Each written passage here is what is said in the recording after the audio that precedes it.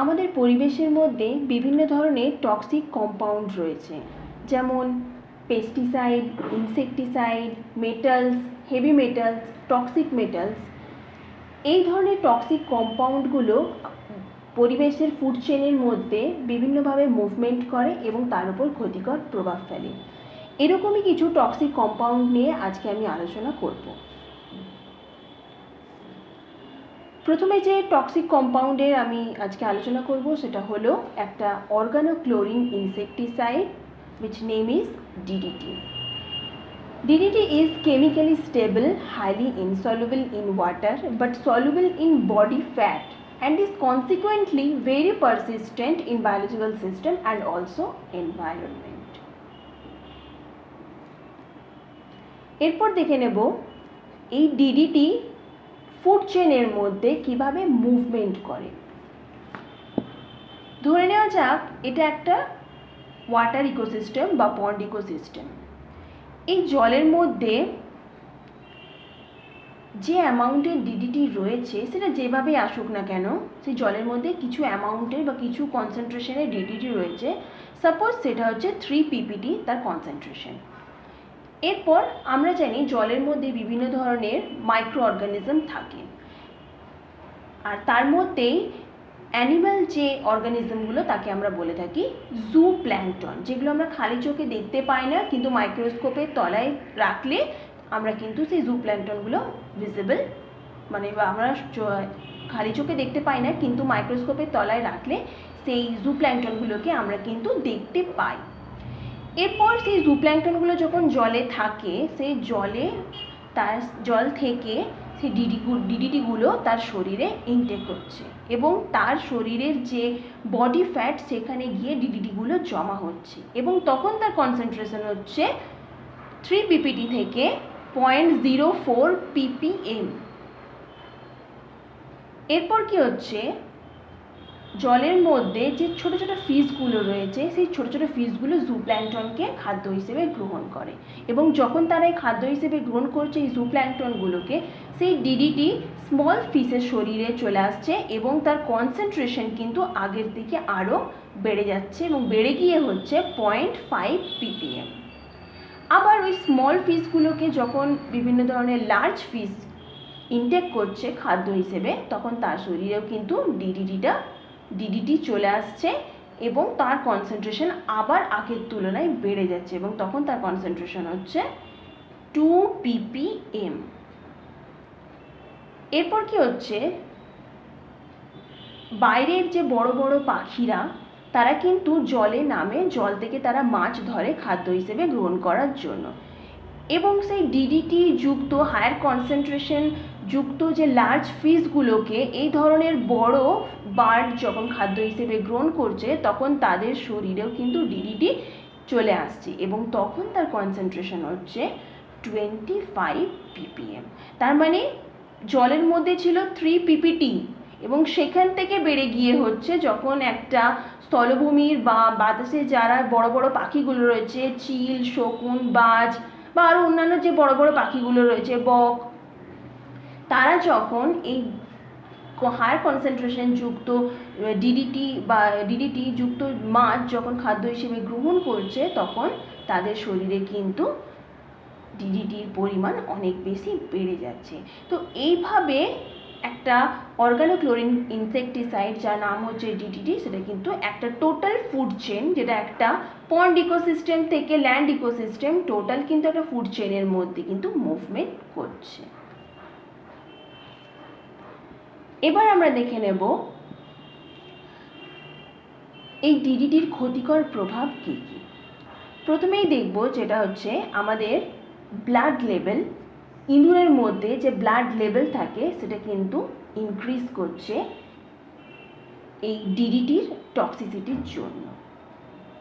Next আমরা দেখে নেব the bats eat large quantities of insect and there is sufficient residual DDT in the environment for it to appear in food chain and enters their fat tissue। তার মানে fat টিস্যুগুলোতে বা body ফ্যাটে গিয়ে পর তাদের জমা হচ্ছে ডিডিটি।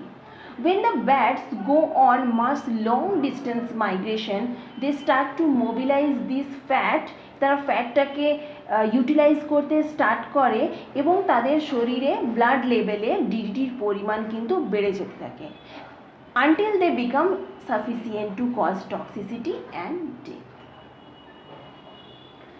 নেক্সট আমরা দেখে নেব এর ডিডিটির ক্রনিক এক্সপোজার আমাদের শরীরে কিন্তু বিভিন্ন ধরনের টক্সিক এফেক্ট ফেলে এবং ইট ইজ কার্সিনোজেনিক ইন মাইস।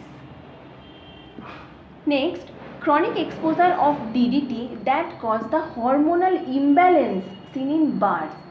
পাখিদের শরীরে কিন্তু হরমোনাল ইমব্যালেন্সও করে as some hormones are also metabolized by the microsomal enzymes. So these are the bad effect of DDT. Next আমরা যে টক্সিক মেটালের নাম করব যেটা ফুড চেনে মুভমেন্ট করছে সেটা হচ্ছে mercury, which is highly toxic metal in the environment.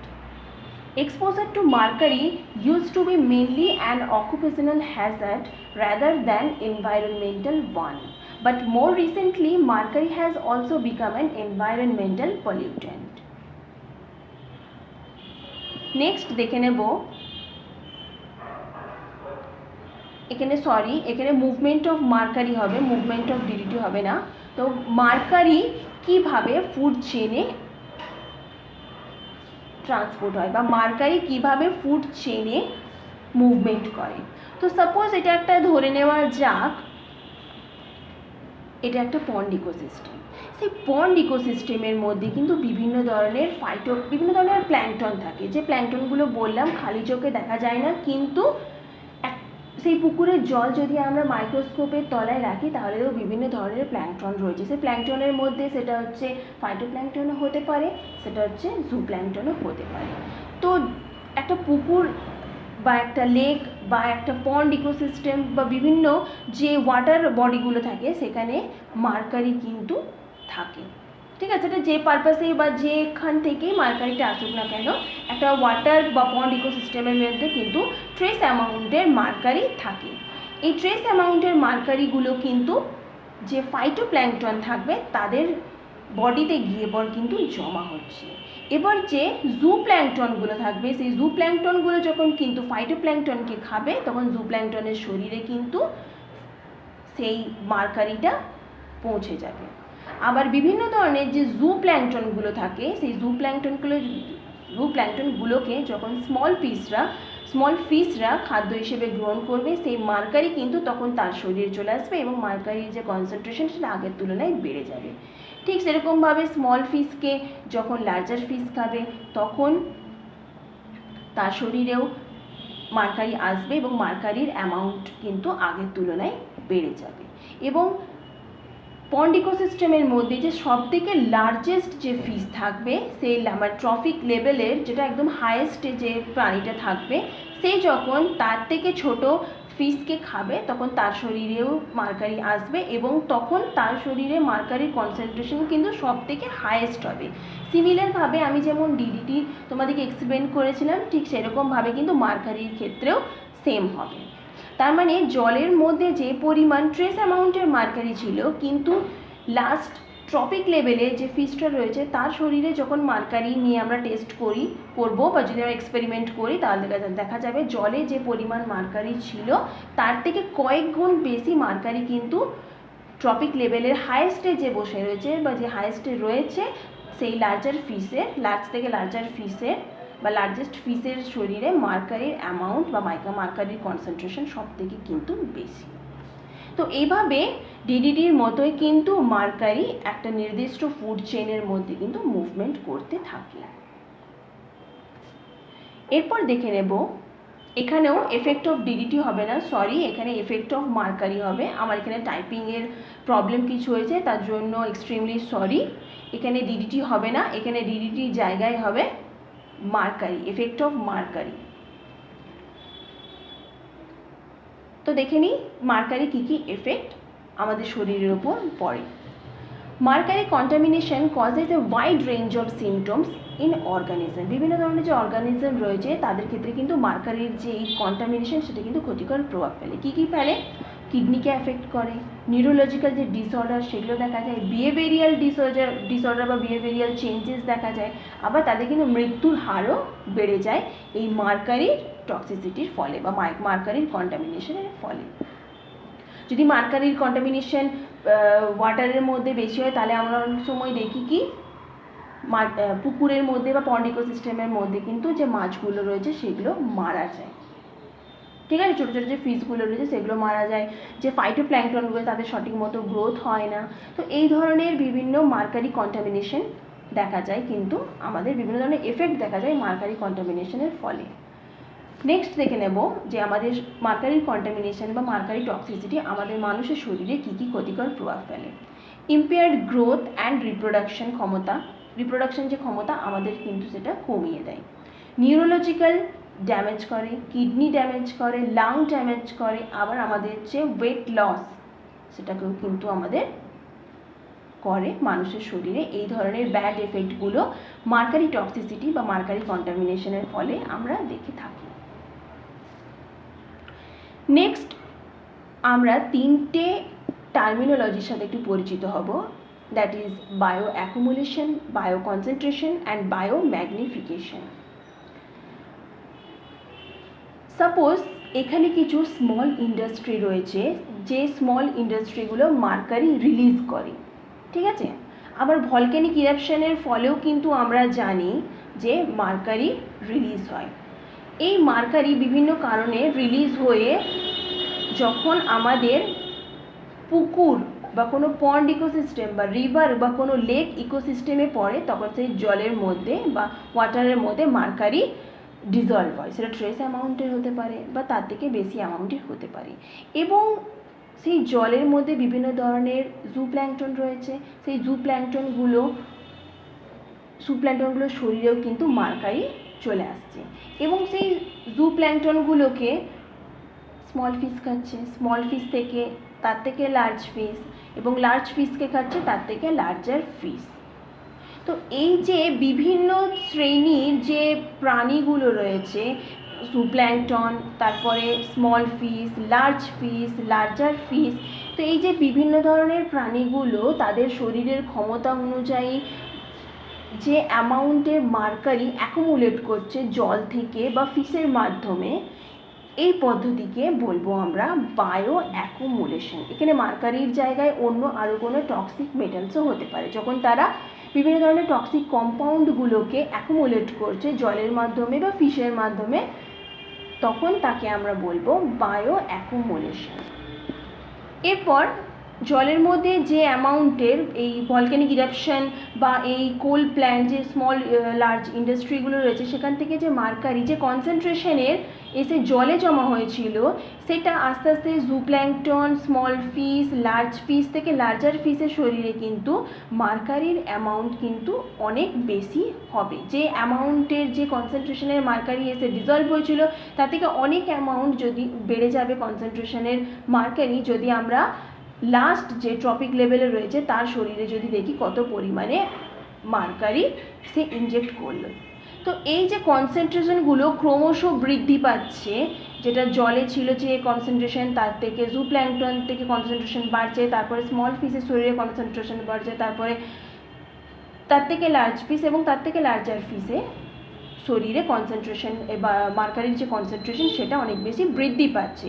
তো এই যে কনসেন্ট্রেশন বৃদ্ধি পাওয়া, এটাকে আমরা বলবো বায়ো কনসেন্ট্রেশন। আর এই যে টোটাল যে প্রসিডিওরটা, এটা একটা নির্দিষ্ট ইকোসিস্টেমের মধ্যে হচ্ছে, এটা একটা নির্দিষ্ট ফুড চেনের মধ্যে হচ্ছে। তো এই যে টোটাল একটা পদ্ধতি, এই প্রসিডিওরটাকে আমরা বলবো বায়ো ম্যাগনিফিকেশন। তাহলে বায়ো অ্যাকুমুলেশন হলো যে পরিমাণ মার্কারি বা যে পরিমাণ টক্সিক অ্যামাউন্ট এই প্রাণীগুলো তাদের শরীরে অ্যাকুমুলেট করছে, সেটা হচ্ছে বায়ো অ্যাকুমুলেট।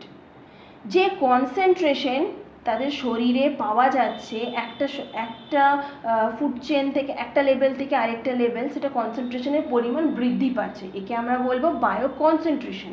আর এই যে টোটাল প্রসিডিওরটা, এটা একটা ফুড চেনের মাধ্যমে হচ্ছে, এটা একটা টোটাল ইকোসিস্টেমের মধ্যে হচ্ছে, এই প্রসিডিওরটাকে আমরা বলবো বায়োম্যাগনিফিকেশন। নেক্সট চলে আসবো ডিজলভ অক্সিজেন। ডিজলভ অক্সিজেন কাকে বলবো? ডিজলভ অক্সিজেন হলো জলে দ্রবীভূত অক্সিজেনের পরিমাণ। সেই জল ড্রিঙ্কিং ওয়াটার হতে পারে, সেই জল কোনো pond ecosystem, river ecosystem, lake ecosystem, যে কোনো ওয়াটার বডি হতে পারে। The amount of oxygen which is dissolved in water body, that is called dissolved oxygen. The amount of oxygen which is dissolved in lake water body, that is called dissolved oxygen, and the unit of dissolved oxygen is mg per liter. Dissolved অক্সিজেনের unit হলো milligram per litre. এই dissolved oxygen আসে কী করে? একটা lake water বডির মধ্যে বায়ুর মধ্যে বা অ্যাটমসফিয়ার থেকে অক্সিজেন অ্যারেশনের মাধ্যমে কিন্তু জলের মধ্যে ডিজলভ হচ্ছে। আবার প্ল্যান্ট ফটোসিনথেসিসের ওয়েস্ট প্রোডাক্ট হিসেবেও কিন্তু অক্সিজেন রিলিজ হয় এবং সেটাও কিন্তু জলে গিয়ে ডিজলভ হয়ে থাকে। কারণ আমরা জানি জলের মধ্যে প্রচুর ধরনের ফাইটোপ্ল্যাঙ্কটন রয়েছে এবং সেই ফাইটোপ্ল্যাঙ্কটনগুলোর ফটোসিনথেসিসের ফলে যখন তারা ওয়েস্ট প্রোডাক্ট হিসেবে অক্সিজেন রিলিজ করে, সেই অক্সিজেনও কিন্তু জলের মধ্যে এসে দ্রবীভূত হয় এবং অক্সিজেনের পরিমাণ বৃদ্ধি পায়। তো এই ডিজলভ অক্সিজেন কিন্তু বিভিন্ন লেকে বা বিভিন্ন ওয়াটার বডিতে বিভিন্ন রকম হয়।